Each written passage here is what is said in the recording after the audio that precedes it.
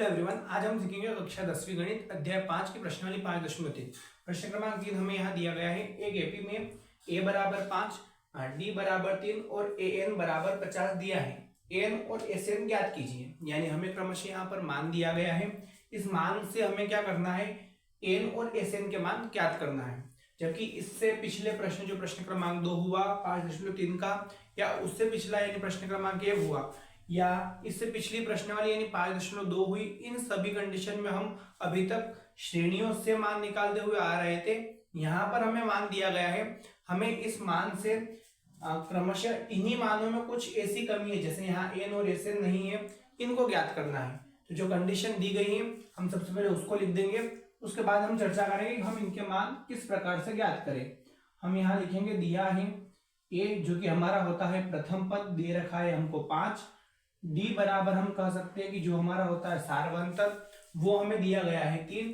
an इसको हम कह सकते हैं कि ये दिया गया है 50, और n बराबर क्वेश्चन मार्क, sn बराबर क्वेश्चन मार्क। अब हम यहाँ पर एक चर्चा करें कि sn का मतलब अभी तक हम पढ़ते हुए आए हैं कि ये समांतर श्रेणियों के योग का सूत्र होता है, जो कि शुरू होता है sn बराबर n/2 2a plus n-1 d से। इसकी बात करें तो इसके लिए हमें क्या करना पड़ेगा, a का मान हमें दे रखा है, d का दे रखा है, पर यहाँ और यहाँ n का मान नहीं दिया है, और n का मान प्रश्न में बोला भी गया कि उसे हमें ज्ञात करना है। तो an का मान ज्ञात करने के लिए हमने 5.2 में वा पद या सिंपल जो श्रेणी थी उसके लिए सूत्र का प्रयोग किया था, वो था an बराबर a प्लस n-1 d। इसके बारे में थोड़ी सी चर्चा कर लेते हैं। तो यहाँ an का मान हमें प्रश्न में दे रखा है, a भी दे रखा है, d भी दे रखा है। हम यहाँ से इस n का मान बड़ी ही आसानी से ज्ञात कर सकते हैं। इसमें हम मान रख देंगे, यहाँ से n का मान ज्ञात हो जाएगा।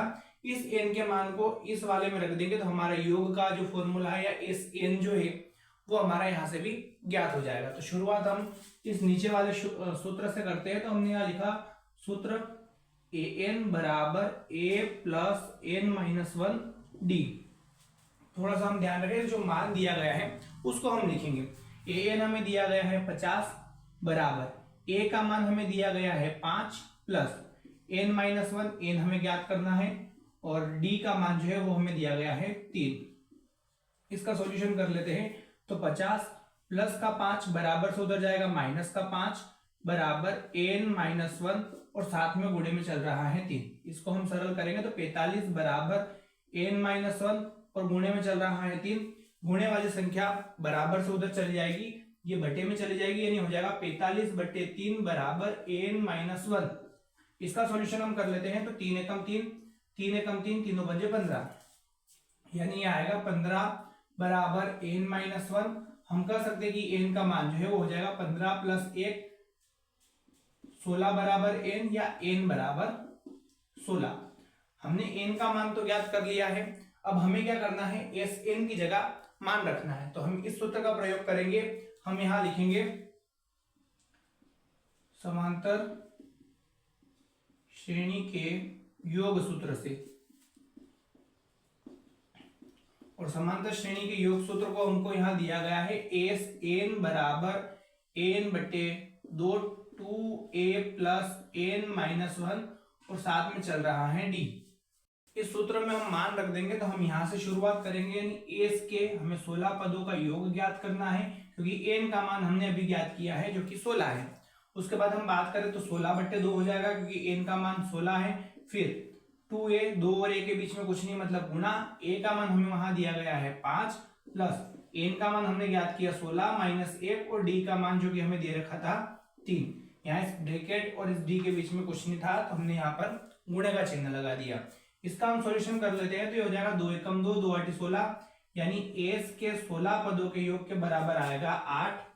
अंदर बात करें तो 5 दूनी ये हो जाएगा 10 प्लस 16 में से 1 जाएगा, यहाँ बचेगा 15 गुणित 3, ब्रैकेट को हम छोटा करके लिख देंगे। तो ये हो जाएगा s के 16 पदों का योग बराबर 8 गुणित 15 तिया हम कह सकते हैं कि 45 प्लस 10। इस प्रकार से हम इसका सॉल्यूशन करेंगे, और यहाँ चल रहा है ब्रैकेट। तो s के 16 पदों के योग के बराबर आएगा 8 गुणित 55, यहाँ हम इसका सॉल्यूशन कर लेंगे, इन दोनों का गुणा करेंगे, 8 रुपये तो 40, 40 और 4 44, यानी हम कह सकते हैं कि एन बराबर तो हमारा आया है 16 और एस एन बराबर जो है वो आया है 440। इस प्रकार से जब कभी हमें ऐसी कंडीशन दी जाए, हमें ध्यान रखना है कि किसका मान दिया है और किसका नहीं दिया है।